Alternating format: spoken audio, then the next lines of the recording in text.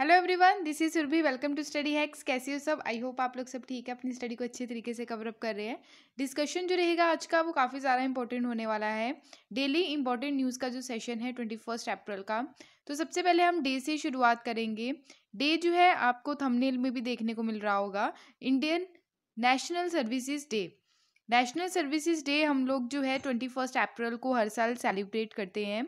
यहाँ पे जो है बात की जाती है जो हमारी कंट्री के ऑफिसर्स रहते हैं उनके द्वारा जो अच्छे तरीके से वर्क किया जाता है सेवरल पब्लिक सर्विसेज डिपार्टमेंट में हमारी कंट्री में। तो इसी के उपलक्ष्य पे जो है नेशनल सर्विसेज डे हम लोग सेलिब्रेट करते हैं ऑफिसर्स को और एनकरेज करने के लिए, ताकि वो अपने काम के प्रति और अच्छे तरीके से वर्क करें। ये डे जो है ये रिमाइंडर यानी कि ये दर्शाता है जो सिविल सर्वेंट्स हैं हमारी कंट्री के और कोलेक्टिवली हमारी कंट्री के एडमिनिस्ट्रेटिव मशीनरी को अच्छे तरीके से चला रहे हैं और उसी के अलावा यहाँ पे जो है सर्व कर रहे हैं अपनी ड्यूटी सिटीजन्स ऑफ इंडिया के लिए। क्लियर? तो आई होप आपको ये क्लियर हुआ होगा। डे आपको याद रखना है, 21 अप्रैल को हम लोग नेशनल सर्विसेज डे सेलिब्रेट करते हैं। कुछ इसके बारे में और जानकारी हम हासिल कर लेते हैं, यानी कि कुछ और जानकारी जो है वो इकट्ठी कर लेते हैं जो काफ़ी ज़्यादा इंपॉर्टेंट होती है एग्जाम के पॉइंट ऑफ व्यू से। ये डे जो है ये एक कोमेमोरेटिव डे है। जो फर्स्ट हमारी कंट्री के होम मिनिस्टर थे इंडिपेंडेंट इंडिया के, सरदार वल्लभ भाई पटेल। सरदार वल्लभ भाई पटेल जी के द्वारा यहाँ पे एड्रेस किया गया था एक probationers of administrative services officers को 1947 में एट मैटक्लिफ हाउस न्यू दिल्ली में। और यहाँ पे सिविल सर्वेंट्स को रेफर किया गया था steel frame of India. Clear? तो स्टील फ्रेम ऑफ इंडिया किसको बोला गया? सिविल सर्वेंट्स को बोला गया जो हमारी कंट्री में अच्छे तरीके से वर्क करते हैं। और ये किसके द्वारा बोला गया? ये था सरदार वल्लभ भाई पटेल जी के द्वारा जो हमारी कंट्री के पहले होम मिनिस्टर थे एक आज़ाद भारत के। फर्स्ट फंक्शन जो था सिविल सर्विसेज डे का ये विज्ञान भवन न्यू दिल्ली में हेल्ड हुआ 2006 में। उसके अलावा prime ministers award for excellence in public administration यहाँ पे अवार्ड डिस्ट्रीब्यूट किए जाते हैं जो प्रेजेंट किए जाते हैं डिस्ट्रिक्ट से रिलेटेड जो इम्प्लीमेंटिंग यूनिट्स है for implementation of priority programme and innovation categories में। ये अवार्ड्स जो हैं हर साल डिस्ट्रीब्यूट किए जाते हैं इस डे के उपलक्ष्य पे। और हम देख लेते हैं सरदार वल्लभ भाई पटेल जी के बारे में। सरदार वल्लभ भाई पटेल जी का जन्म 31 अक्टूबर 1875 में हुआ नेडलर गुजरात में। और 31 अक्टूबर को हम नेशनल यूनिटी डे भी सेलिब्रेट करते हैं। हमारी कंट्री के ये पहले होम मिनिस्टर थे और पहले डिप्टी प्राइम मिनिस्टर भी थे आज़ाद भारत के। इनके द्वारा काफ़ी ज़्यादा इंपॉर्टेंट रोल प्ले किया गया, अपनी हमारी कंट्री को एक धागे में पिरोया गया। बहुत सारी प्रिंसली स्टेट्स थी तो हमारी कंट्री की जो स्टेट्स है पूरी कंट्री को यूनाइट किया गया और इनको बिस्मार्क ऑफ इंडिया भी बोला जाता है और आयरन मैन ऑफ इंडिया के नाम से भी जाना जाता है। तो integration of many Indian princely states का इंटीग्रेशन किया और यहाँ पे इंडियन फेडरेशन बनाया गया। आज़ाद भारत की बात करें तो इनके द्वारा काफ़ी सारा इंपॉर्टेंट रोल प्ले किया गया सेवरल प्रिंसली स्टेट्स को एक इंडियन यूनियन में चेंज करने के लिए। और सोशल लीडर की तरह इनके द्वारा वर्क किया गया इंडिपेंडेंस ऑफ इंडिया। और वुमेन्स जो थी बरदोली की वुमेन्स के द्वारा इनको टाइटल दिया गया सरदार का, तो ये इंपॉर्टेंट है। सरदार वल्लभ भाई पटेल जी को टाइटल किसके द्वारा दिया गया? वुमेन ऑफ बरदोली की वुमेन्स के द्वारा यहाँ पे जो है सरदार का टाइटल दिया गया सरदार वल्लभ भाई पटेल जी को एज ए चीफ और लीडर की फॉर्म में ये निकल के आए। यहाँ पे बात करें इनको रिकॉग्नाइज किया गया रियल यूनिफाइड ऑफ इंडिया और एक भारत, यानी कि इनके द्वारा एक भारत एंड इंडिपेंडेंट नेशन की बात की गई। उसके अलावा यहाँ पे बात करें कि एक भारत श्रेष्ठ भारत भी हमारी जो honourable prime minister of India उनके द्वारा ये जो है नारा लगाया जाता है एक भारत श्रेष्ठ भारत का। उसके अलावा यहाँ पे बात करें पैट्रन सन जो थे इंडियन सिविल सर्वेंट के, इनको एज अ पैट्रन सेंट बोला जाता है। इस्टेब्लिश किया गया था इनके द्वारा modern all India services system. Statue of unity जो है केवड़िया इन नर्मदा डिस्ट्रिक्ट गुजरात में, ये स्टैचू ऑफ यूनिटी जो है आप देख सकते हैं सरदार वल्लभ भाई पटेल जी की स्टैचू जो है यहाँ पे इनोग्रेट की गई। आई होप आपको ये सारी चीज़ें क्लियर हुई होंगी। बढ़ते हैं नेक्स्ट आर्टिकल की ओर। यहाँ पे एक आर्टिकल के बारे में बात की जा रही है जेरूसलम के अल अक्सा मोस्क है। तो वहाँ पे अभी बहुत ज़्यादा जो हिंसा देखने को मिली, स्पेशली पैलेस्तीन एंड इजरायली जो पुलिस है उनके बीच में यहाँ पे जो है झड़प देखने को मिली, काफ़ी ज़्यादा टेंशन यहाँ पे क्रिएट हो गई। अगर यहाँ पे बात करें काफ़ी डिकेड से यानी कि 10 सालों से ज़्यादा भी यहाँ पे जेरूसलम की जो ओल्ड सिटी है फ्रिक्वेंटली यहाँ पे फ्लैश पॉइंट होता रहता है, वायलेंस यहाँ पे क्रिएट होता रहता है between Palestine's and Israeli forces के बिटवीन। अगर यहाँ पे बात करें तो यहाँ पे जो क्लैश हुआ पैलेस्टीन कॉन्फ्लिक्ट देखने को मिला। अल अस्क मोस्क जो है ये काफ़ी ज़्यादा इंपॉर्टेंट है अगर यहाँ पे देखें इस जेरूसलम एरिया में, क्योंकि ये थर्ड होलीस्ट श्राइन है इस्लाम की आफ्टर मक्का और मदीना के बाद। क्लियर। यहाँ पे अगर बात करें हिस्ट्री की, अगर हम लोग बात करें तो पैलेस्टीन वाला जो एरिया है इसराइल के द्वारा काफ़ी ज़्यादा इस पे कंट्रोल किया गया 1947 में। आप देख सकते हैं कि पैलेस्टीन वाला जो एरिया है, और ये वाइट जो आपको एरिया दिख रहा है ये वाला जो है जूइश सेटलमेंट है। फिर यहाँ पे जो है और ज़्यादा पैलेस्टीन का एरिया जो है इसराइल के द्वारा कंट्रोल कर लिया गया। आज के टाइम में आप देख सकते हैं कुछ ही पार्ट जो है पैलेस्टीन का बचा है, और बाकी का सारा कंट्रोल जो है वो इसराइल के द्वारा कर लिया गया। तो ये हिस्ट्री थी। तो ये आप देख सकते हैं कि कहाँ से लेके कहाँ तक आज के टाइम में जो है पैलेस्टीन वाला एरिया काफ़ी ज़्यादा श्रिंक हो चुका है। उसके अलावा यहाँ पे बात करें हम लोग अल अस्क मोस्क की, ये one of the Jerusalem's most recognized monument है अगर जेरूसलम की बात करें तो। और ये काफ़ी ज़्यादा ओल्ड सिटी है जेरूसलम की, as a part of the old city of Jerusalem, sacred to Christian Jews and Muslim, यानी कि काफ़ी ज़्यादा पवित्र जगह ये मानी जाती है क्रिश्चियंस के लिए भी, जूइस कम्युनिटी के लिए भी, और मुस्लिम्स कम्युनिटी के लिए भी। अगर मैं यूनेस्को की बात करूँ, United Nation Educational Scientific and Cultural Organization की, जिसको हम यूनेस्को के नाम से जानते हैं, तो यूनेस्को के द्वारा इसको old city of Jerusalem classify किया गया, और वर्ल्ड हेरिटेज साइट का भी ये पार्ट है। मोस्ट जो कॉम्प्लेक्स है इसका, मोस्ट का जो कॉम्प्लेक्स है, ये काफ़ी ज़्यादा कॉन्फ्लिक्ट देखने को मिलता है यहाँ पे बिटवीन इजराइल एंड पैलेस्टीन के बिटवीन। अल अस्क मोस्क जो है one of the Islam most reward location है, टेम्पल माउंट है ऑफ द होलीस्ट साइट है ये जुडाइजियम की। ओके, तो ये काफ़ी ज़्यादा इंपॉर्टेंट सिटी मानी जाती है। उसके अलावा यहाँ पे बात करें कि इस्लाम के बारे में बात करें तो इस्लाम में यहाँ पे चट्टान का एक गुबंद है जो 7th सेंचुरी में इसका स्ट्रक्चर कंप्लीट किया गया था। ये एक काफ़ी ज़्यादा इंपॉर्टेंट जो इस्लामिक श्राइन है, और यहाँ पे प्रोफेट मोहम्मद की अगर बात करें तो यहाँ पे स्वर्ग के लिए यहाँ पे रास्ता खोजा गया उनके द्वारा, और माना जाता है कि यहाँ पे प्रोफेट मोहम्मद के द्वारा ये जो है स्वर्ग का रास्ता खोला गया। उसके अलावा यहाँ पे देखिए हम लोग इस एरिया में आधुनिक जो सीमाएं हैं, ठीक है, तो पहले से ये तैयार की गई थी। क्लियर। होली सिटी जो है जैसे Mecca Medina would be stopped over the Jerusalem to pray at this mosque, यहाँ पे जो है काफ़ी ज़्यादा पवित्र जगह मानी जाती है तीर्थ यात्रियों के लिए भी, जैसे मक्का और मदीना में मानी जाती है। क्लियर। उसके अलावा यहाँ पे बात करें जुडाइज़ियम की, तो जुडाइज़ियम का मानना ये है कि यहाँ पे जो भगवान ने एडम बनाने के लिए यहाँ पे क्या किया था, धूल इकट्ठा किया था। बाइबल के अनुसार अगर देखें तो 1000 BCE जो किंग सोलोमन थे उनके द्वारा फर्स्ट टेम्पल यहाँ पे बनाया गया इस माउंटेन के ऊपर। एंड यहाँ पे बेबीलोनियन ट्रूप्स जो थे 400 ईयर पहले यहाँ पे ऑर्डर दिया गया था बेबीलोनियन किंग के द्वारा, जिनका नाम था नेबूचडनेज़ार। ओके, तो 1st सेंचुरी BC में जूइस जो थे यहाँ पे रिटर्न हुए, देयर बैनिशमेंट एंड बिल्ड किया गया एक सेकंड टेम्पल भी। क्लियर। तो आई होप आपको ये क्लियर हुआ होगा। उसके अलावा यहाँ पे बात करें कि जियो पॉलिटिकल कॉन्फ्लिक्ट जो है जेरूसलम में वो क्या है, उसके बारे में हम जानते हैं। जेरूसलम जो है ये सेंटर है स्पेशली इसराइल और पैलेस्टीन कॉन्फ्लिक्ट का। अकॉर्डिंग टू ओरिजिनल देखें 1947 में जब यूनाइटेड नेशन का पार्टीशन प्लान लाया गया था, तो जेरूसलम जो था इसको इंटरनेशनल सिटी के नाम से जाना गया। फिर फर्स्ट अरब इसराइल वॉर हुई 1948 में, तो इसराइलीज के द्वारा कैप्चर किया गया जो वेस्टर्न हाफ था सिटी का। जॉर्डन के द्वारा ईस्टर्न पार्ट को कैप्चर किया गया, उसमें ओल्ड सिटी थी हराम अल शरीफ। उसके अलावा 6 डे वॉर हुई 1967 में। आर्म कॉन्फ्लिक्ट देखने को मिला बिटवीन इसराइल एंड जो अरब स्टेट्स थी। इसमें अरब स्टेट्स में जॉर्डन, सीरिया, इजिप्ट, वाकफ, मिनिस्ट्री ऑफ जॉर्डन, इनके द्वारा ये कंट्रोल किया गया जो अल अस्का मोक्स था। ठीक है, तो इसको कंट्रोल करने की यहाँ पे बात की गई थी।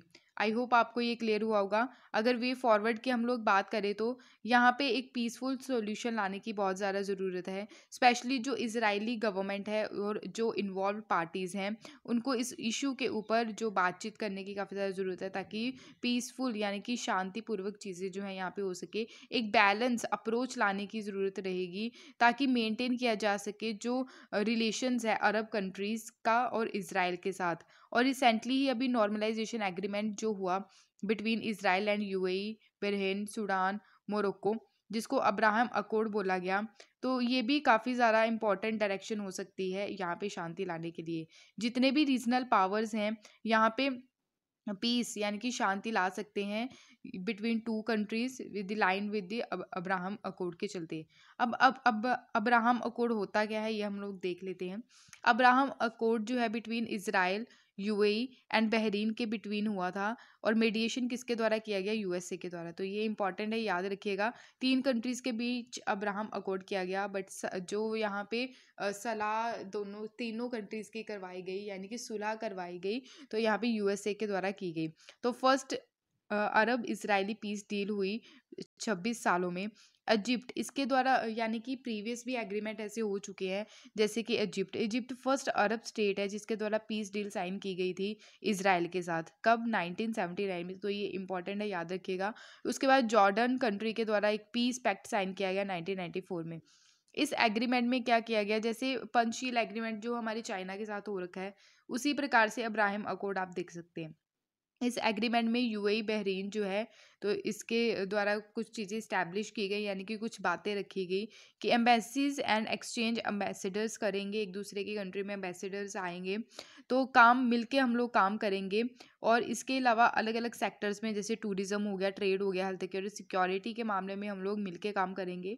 अब्राहम अकॉर्ड जो है ये एक तरह का मतलब दरवाज़ा खोल देता है स्पेशली मुस्लिम्स के लिए, एंड जो हिस्टोरिक साइट्स हैं, ताकि वो विजिट कर सके इज़राइल में और पीसफुली प्रे कर सके। अल अस्का जो मॉस्क है स्पेशली जो जेरूसलम में है, और ये थर्ड होलीस्ट साइट है इस्लाम में। ओके, तो इस्लामिक ट्रेडिशन की अगर बात करें, खब्बा इन मक्का जो कंसीडर करती है होलीस्ट साइट। उसके बाद प्रॉफिट्स मॉस्क जो है मदीना में, अल अस्का मॉस्क है जेरूसलम में। तो ये इंपॉर्टेंट 3 साइट्स है जो इस्लाम के लिए काफ़ी ज़्यादा इंपॉर्टेंट है। आई होप आपको ये क्लियर हुआ होगा। अगर अपनी कंट्री के संदर्भ में देखें तो आपको यहाँ पे जो है इज़राइल और जेरूसलम का जो पार्ट है वो देखने को मिलता है। आई होप आपको ये सारी चीज़ें क्लियर हुई होंगी। बढ़ते हैं नेक्स्ट आर्टिकल की ओर। यहाँ पे ईस्ट तैमूर की बात की जा रही है। ईस्ट तैमूर को एशिया की यंगेस्ट डेमोक्रेसी कंसीडर किया गया है, यानी कि यहाँ पे यंग पॉपुलेशन काफ़ी ज़्यादा है, तो इसलिए यहाँ पे एशिया की यंगेस्ट डेमोक्रेसी की अगर बात करें तो कौन सी कंट्री में है? वो है ईस्ट तैमूर में। ईस्ट तैमूर कंट्री आखिर है कहाँ है? यहाँ पे आप देख सकते हैं ऑस्ट्रेलिया है। यहाँ पे आप देखिए ईस्ट तैमूर, ठीक है, जिसको तैमूर लेस्टे बोला जाता है। तो ईस्ट तैमूर वाला जो एरिया है, यहाँ पे इसको एशिया की यंगेस्ट जो डेमोक्रेसी है वो कंसीडर किया गया है। Is that clear? I hope आपको ये क्लियर हुआ होगा।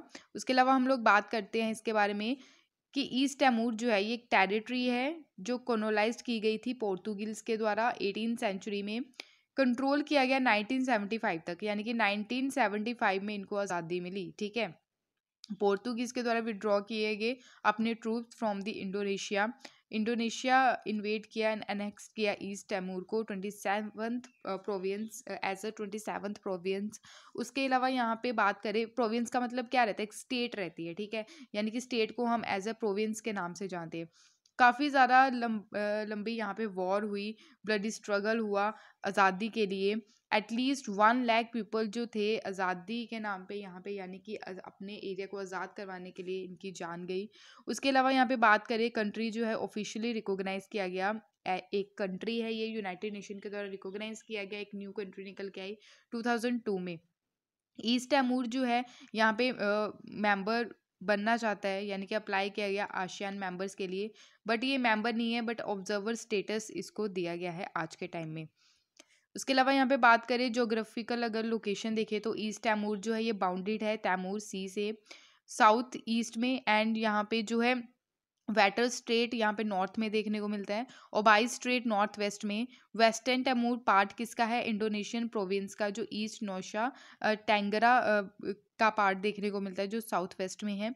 ईस्ट तैमूर कंप्राइज करता है eastern half of the Timor island and western half of the which of the part of Indonesia. Okay, यहाँ पे आप देख सकते हैं, ठीक है, साउथ चाइना सी है यहाँ पे।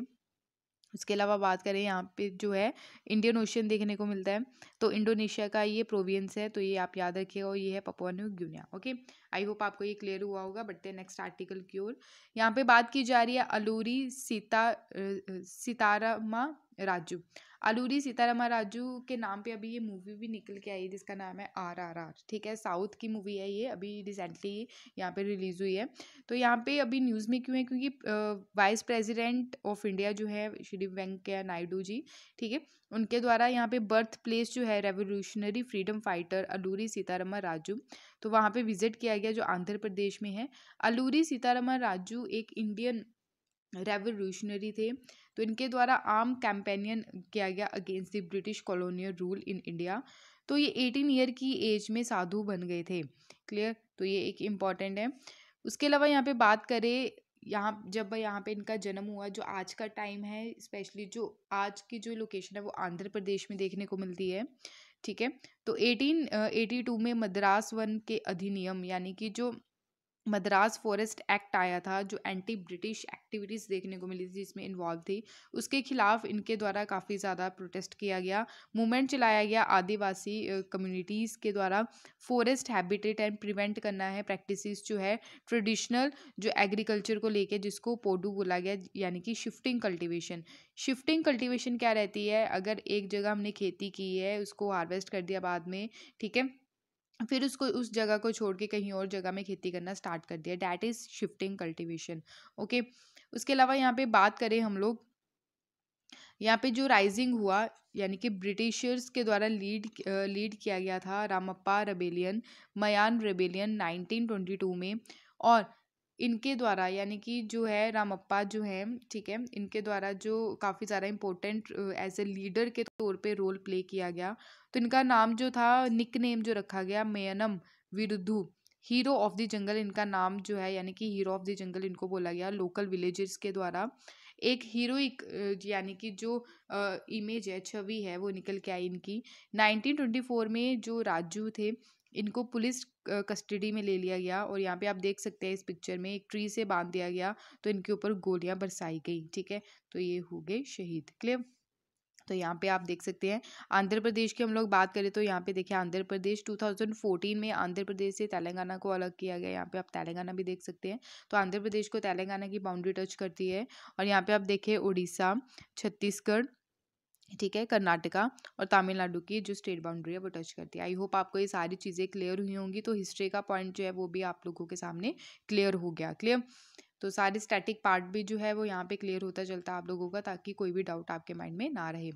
यहाँ पे नाइट्रोजन की बात हो रही है। नाइट्रोजन की जो यहाँ पे कंटेंटेंसी है वो काफ़ी ज़्यादा कम हो रही है इन्वायरमेंट में।